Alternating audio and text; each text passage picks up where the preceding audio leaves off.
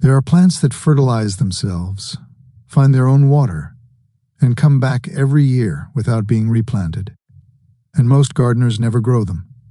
Every plant on this list does something that the fertilizer industry, the irrigation equipment industry, and the commercial seed market have a shared financial interest in you not knowing.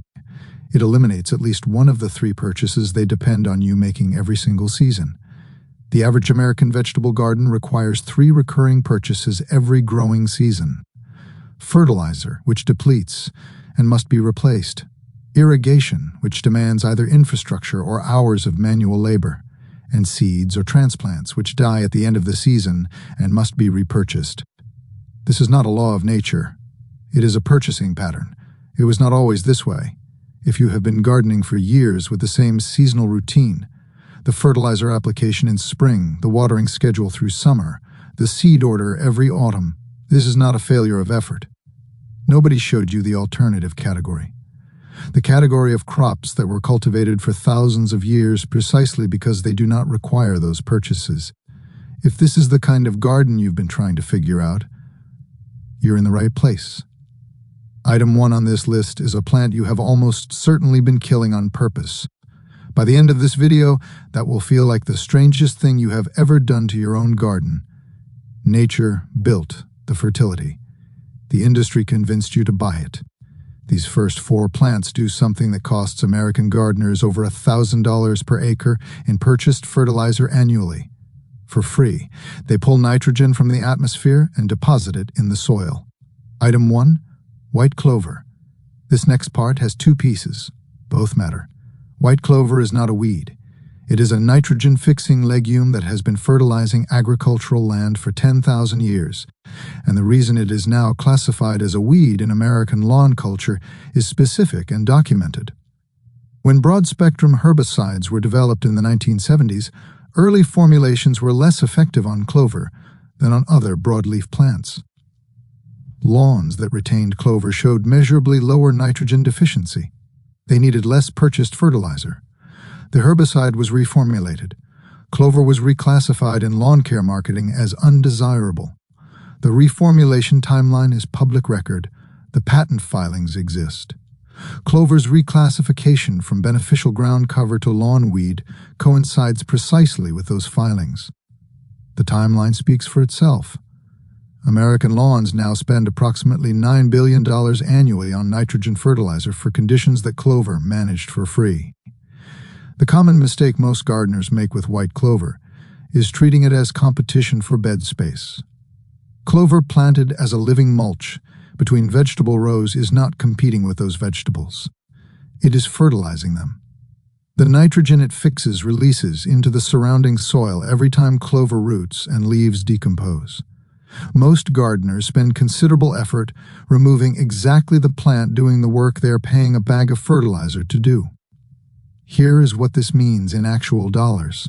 1 ounce of white clover seed costs $2 to $4 and covers 1,000 square feet. The nitrogen fixed over 1 season is the equivalent of 2 to 4 pounds of commercial fertilizer, $8 to $15 in purchased value. Over 5 years, 1 original seeding has produced between $40 and $75 in equivalent fertilizer from a $3 investment. The clover self-seeds freely.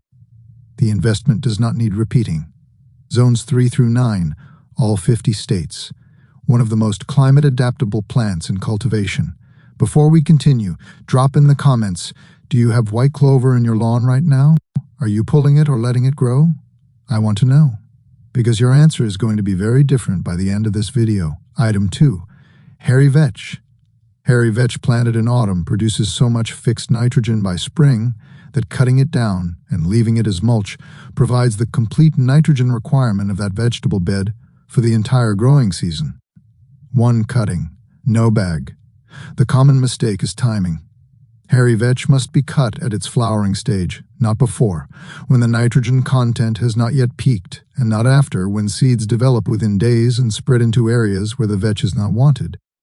The distinction is a single week. A 1 pound bag of seed costs $3 to $5 and plants 200 square feet. The nitrogen released is the agronomic equivalent of $12 to $20 in purchased fertilizer. The vetch also builds the soil biology that our soil video documents in detail. Zones 4 through 9 as a winter cover crop. In zones 3 through 5, plant in early autumn for spring nitrogen. The next plant on this list has a 47-year research archive behind it, published by one of the most important agricultural scientists in American history. His documentation is thorough, his results are reproducible, and his recommendations are not what is sold at your garden center. Those three facts are connected. Item 3.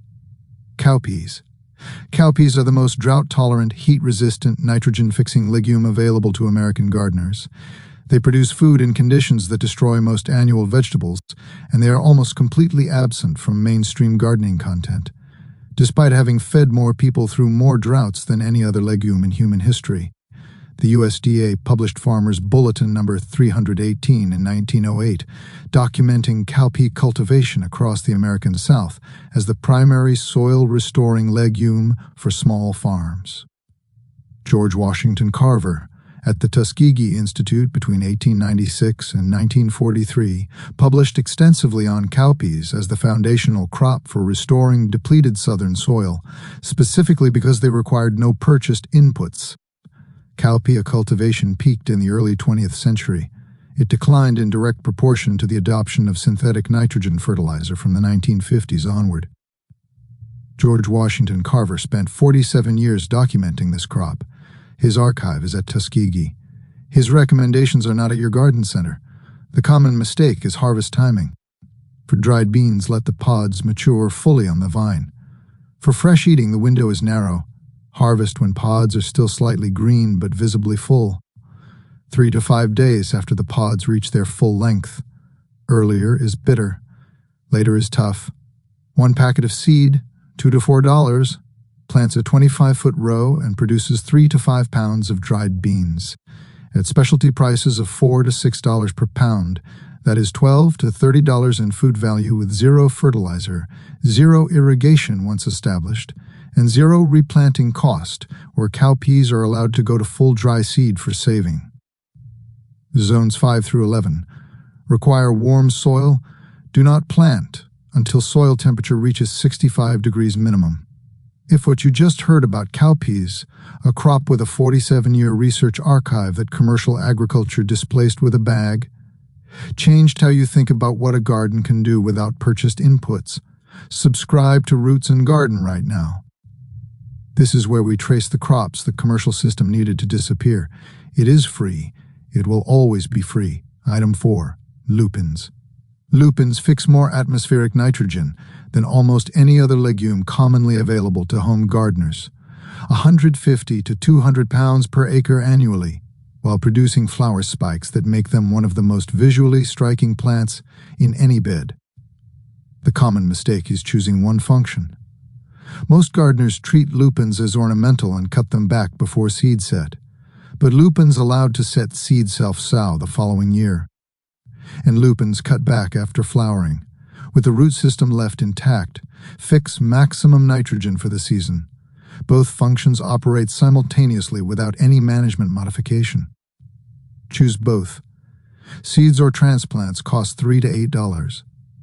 The nitrogen fixed over one season represents $15 to $30 in equivalent fertilizer. The flower display alone would cost $12 to $18 per plant at a nursery.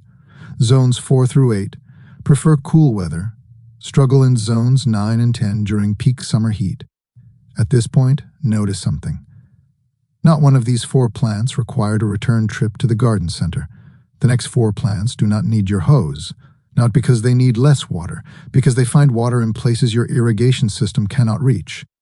Item 5. Chicory. This is the part most experienced gardeners get backwards. Most American gardeners who grow chicory dig it up every autumn thinking the plant is finished. The rosette dies back. The gardener assumes it is dead. They are wrong. Chicory is perennial in zones 4 through 9. The taproot, which descends between 4 and 6 feet into the subsoil, survives winter. The plant returns in early spring with its first harvest, weeks before most other vegetables start growing. The taproot is the key. At that depth, chicory accesses moisture reserves that no garden irrigation reaches and no summer drought penetrates. Chicory greens sell for $4 to $8 per pound at specialty markets. One established root produces 1 to 2 pounds of spring greens annually and will force radicchio-style heads indoors in winter, a second crop from the same root. Zones 4 through 9 as a perennial. In zones 9 through 10, grow as a cool season annual planted in fall. The University of Arizona ran a controlled irrigation trial. They reduced water progressively until standard bean varieties stopped producing entirely. One variety kept producing. It has been growing in the American Southwest for 5,000 years without irrigation. The trial result and the 5,000-year history are the same fact from different directions. Item 6, Tepary bean.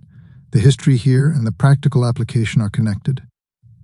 Tepary beans have been cultivated by Tohono O'odham and other desert-adapted communities in the American Southwest for at least 5,000 years, planted when the first monsoon rains arrived, harvested before fall, requiring no additional irrigation whatsoever.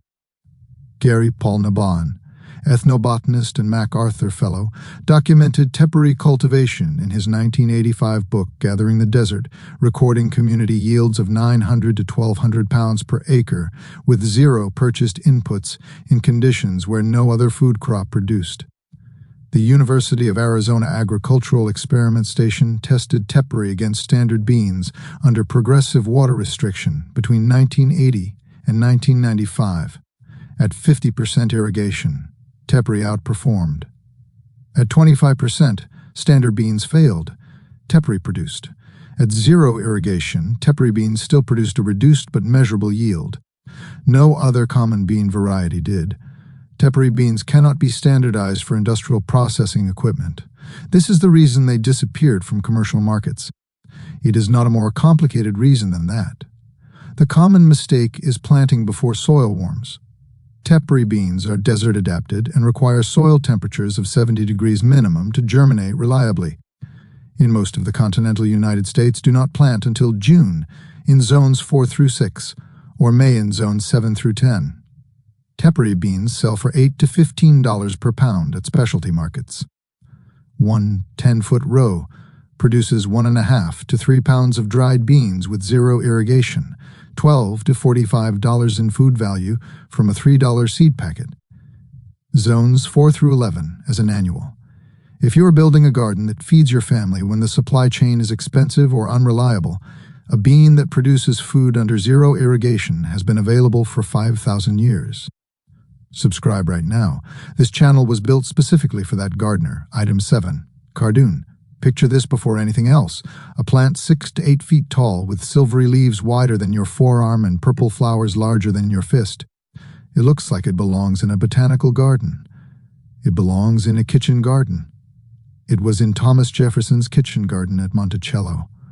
Cardoon is drought tolerant, self-seeding in zones 7 and above, produces edible stalks eaten like celery, and attracts pollinators on a scale most single plants cannot match. Almost no American gardeners grow it. The common mistake is confusing it with artichoke and providing the same care. Cardoon requires less water and less rich soil. Overwatering produces tall, floppy growth without structure. Neglect it slightly. It rewards the restraint. Seed packets cost $3 to $5. At nursery prices for ornamental plants of comparable visual impact, the equivalent would be $25 to $40. Perennial in zones 7 through 11. Annual in zones 4 through 6. Start indoors 8 weeks before last frost. Item 8. Sweet potato. Here is the behavior that costs most sweet potato growers their best results. They water too much. Sweet potato vines established for 3 to 4 weeks become one of the most drought-tolerant food crops in the home garden. Most gardeners continue irrigating them on the same schedule they apply to tomatoes and peppers. Unnecessary water encourages foliage production at the expense of tuber development. The plant does not need it. The plant is finding its own moisture. Slips cost $1 to $3 each. One plant produces 3 to 6 pounds of tubers. At grocery prices of $2 to $3 per pound, one plant produces $6 to $18 in food value with minimal irrigation after the first month. Grown as an annual in all zones. In zones 4 through 6, start slips indoors 4 to 6 weeks before last frost. Harvest before first frost, 8 plants in. every one of them still producing the season after you stop buying inputs for them. The next 4 plants never need to be purchased again after the first season. They produce their own seed, their own divisions, or they regenerate from root fragments that survive winter. Nature built the fertility. The industry convinced you to buy it. Item 9. Calendula. Calendula planted once in most American gardens will self-seed so reliably that it returns every season indefinitely. It repels aphids. It attracts beneficial insects. It provides medicinal petals that sell for $12 to $25 per ounce in herbal markets. The common mistake is deadheading every flower through the entire season. Deadheading extends bloom period, but if none are allowed to set seed, no volunteers appear the following spring. Allow the last 3 to 4 weeks of blooms to go to seed. The following spring handles itself. 1 seed packet, $2 to $4. After year 1, the seed cost is 0. Permanently. Self-seeds in zones 4 through 10. Item 10. Borage. Borage is simultaneously a self-seeding annual, a documented nitrogen accumulator, a companion plant shown to improve tomato flavor and reduce pest pressure, and an edible plant. It is one of the most multifunctional self-seeding plants available. The common mistake is treating it as a novelty and not allowing self-seeding. A single planting becomes permanent if you let some plants set seed each season. Manage it by removing seedlings from unwanted locations rather than preventing seed set entirely. Seed costs $2 to $4 after year 1, 0. The companion benefit to tomatoes, documented in university extension trials as measurable reduction in hornworm pressure, provides value that commercial pest control products charge $15 to $30 per season to partially address.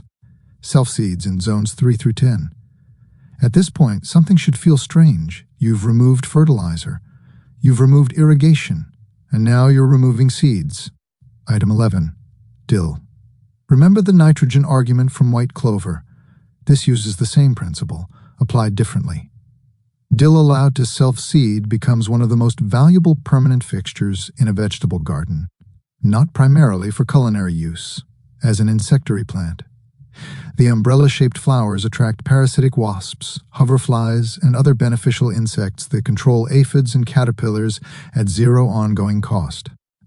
The common mistake is buying transplants. Dill has a long taproot that resents disturbance. Garden center transplants bolt immediately after planting.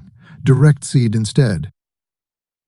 After the first season's self-seeding, dill never needs purchasing again. 1 seed packet, $2 to $3. Rodale Institute research documented 30 to 70% reduction in aphid pressure in plots containing established insectary plantings. Self-seeds in zones 3 through 9, 3 tiers in, nitrogen fixed, water found, seeds purchased never again. If YouTube keeps showing you this kind of content, it will keep showing you what the commercial system needed you not to find. Subscribe and hit the bell. That is how the algorithm learns what you are actually looking for. Item 12. Fennel. Fennel self-seeds aggressively, overwinters its root system in zones 6 and above, provides the same insectary value as dill, and is edible across every part of the plant: bulb, fronds, seeds, and flowers. The common mistake is planting fennel near tomatoes and peppers. Fennel is allelopathic. It releases compounds through its roots that inhibit the growth of most nightshade crops. Keep fennel isolated. Give it its own bed or its own end of the garden, alongside dill and carrot family companions. Seed costs $2 to $4. After self-seeding establishes, it perpetuates indefinitely. The culinary value of 1 established fennel patch. Bulbs, fronds, and seeds exceeds $20 per season at specialty grocery prices. Self-seeds in zones 6 through 10. In zones 4 through 5, collect seeds and sow in spring. 12 plants. Not one of them asked you to come back for a second purchase. The final 3 do all 3 simultaneously. They fix nitrogen. They find their own water. They replant themselves. This next part has more context than the rest. It earns the time. The next plant fixes its own nitrogen, accesses subsoil moisture in drought conditions, and regenerates from any fragment of its own root system left in the ground. It is also, practically speaking, impossible to eliminate once established. The fertilizer industry does not have an ideological objection to comfrey. It has a mathematical one. Item 13. Comfrey. If you watched our comfrey video, you know part of this. What you may not know is how the three functions combine. Comfrey's potassium content by dry weight exceeds most commercial organic fertilizers. Its root microbiome provides nitrogen self-fertilization. Its taproot at 6 feet or more mines moisture from subsoil layers no irrigation system reaches. Its root fragments, when divided, produce complete new plants. One planting establishes a permanent, self-sustaining, self-fertilizing, drought-resistant, freely multiplying system that produces harvestable leaf material 4 to 6 times per season. Here is what all of that means in your garden specifically. One plant becomes 8 through division. Those 8 replace your entire potassium fertilizer purchase. The deep roots survive drought that kills everything shallow-rooted around it, and you cannot accidentally eliminate it. Every root fragment regenerates. The common mistake for this video's purpose is different from the medicinal one. It is failing to plant the sterile Bocking 14 cultivar. Wild comfrey spreads through root fragments into every adjacent bed. Bocking 14 cannot self-seed. Containment solved. One plant, $8 to $12. Returns $80 to $100 in nursery division value within 3 years, plus free potassium fertilizer for the entire garden annually. Zones 3 through 9. The full comfrey story, including why it was removed from American medicine while its active compound continued to be sold in pharmacies under a different name, is linked in the description. This item is the agricultural summary. The medicinal story is its own video. Item 14. Amaranth, 14 plants, 14 purchases eliminated. If you have watched the amaranth video, you already know why Big Aggie buried this grain for 500 years. Here is the triple threat summary. Amaranth modifies soil nitrogen availability through its root microbiome. Its root network mines deep moisture, and a single plant can produce 40 to 60,000 seeds, meaning one planting establishes a self-reseeding grain crop that never requires a seed purchase again. The common mistake is using amaranth for one function. It is simultaneously a grain crop. The protein content rivals quinoa, a leaf vegetable, a nitrogen interactive companion plant, and a drought survivor. Most gardeners who grow it harvest only the grain and miss the other 3 functions. One packet produces 1 to 3 pounds of grain per plant with 0 fertilizer, survives drought without irrigation, and self-seeds prolifically. All continental U.S. zones as an annual. The full story, colonial agricultural policy, indigenous food sovereignty, and why the most protein-dense backyard grain was erased from mainstream agriculture is linked in the description. If you have made it to plant 14 and you have watched the amaranth video, you are building knowledge that commercial agriculture has no interest in you having. Subscribe and hit the bell. Drop your state in the comments right now. Your zone determines which 5 of these you should prioritize this season, and I want to help you make that call. Item 15. Groundnut. The number at the end of this calculation is the reason this plant disappeared from recommendations. Groundnut, Apios americana, is a nitrogen-fixing perennial vine that produces edible tubers with twice the protein content of potatoes. It fixes atmospheric nitrogen. Its tubers store water. It regenerates from root fragments annually without replanting. It has been grown on North American soil for over 3,000 years. It fed the Pilgrims through their first New England winters. William Wood documented groundnut consumption in New England's Prospect in 1634. Thomas Harriot documented it in Virginia in 1588. The Plymouth colony records show it as a significant food source in the winters of 1620 through 1622. The plant was available, documented, and eaten, and then displaced from American agricultural consciousness by the potato, a crop that requires purchased seed stock every season. The potato requires purchased seed stock annually. The groundnut does not. Both have been available to American gardeners for 400 years. One of them is sold at every garden center in the country. The common mistake is impatience. Year 1, the vine establishes. Year 2, small tubers begin forming. Years 3 and 4, a well-established colony produces 2 to 5 pounds of tubers annually, without replanting, without fertilizer, without irrigation. Most gardeners who try groundnut dig at the end of year 1 find small tubers and conclude the plant is not productive. They dug 2 years too early. Groundnut tubers sell for $8 to $15 per pound at specialty markets. A mature 3-year colony produces $16 to $75 in annual food value from a perennial that required one initial planting and nothing thereafter. Perennial in zones 3 through 9, native to eastern North America, cold hardy, tolerates both wet and dry conditions. Allow 3 full years for establishment. Every crop on this list invests in infrastructure during its first growing season. Root systems, nitrogen-fixing bacterial colonies, mycorrhizal networks, none of that is visible above ground. A gardener who judges these plants by year 1 production will be disappointed. Year 1 is not a harvest, it is an investment. Year 2 begins the return. The most important gardening patience is not waiting for a harvest. It is waiting for a system to become a system. The only input that makes every crop on this list better is not fertilizer. It is not irrigation. It is time. Every self-sufficient crop becomes more drought-tolerant, more self-seeding, more nitrogen-productive, and more food-productive with every passing year. A garden center cannot sell you time. It cannot bottle it or put a margin on it. The self-sufficient garden is built on the one input the supply chain cannot provide. Nature built the system. The industry convinced you to buy replacements for it. These 15 crops are what the system looked like before you needed to buy anything. 15 crops, the fertilizer purchase, the irrigation bill, the annual seed order. All 3 are optional for a gardener who knows this list. Subscribe to Roots and Garden. The planting schedule is in the next video. The list was this one. Here we uncover the forgotten crops, buried knowledge, and ancient systems that built the most productive gardens in human history. Tell me in the comments, which of these 15 crops surprises you most? And what state are you gardening in? Your zone tells me which 3 you should start with this season. I want to help you make that call.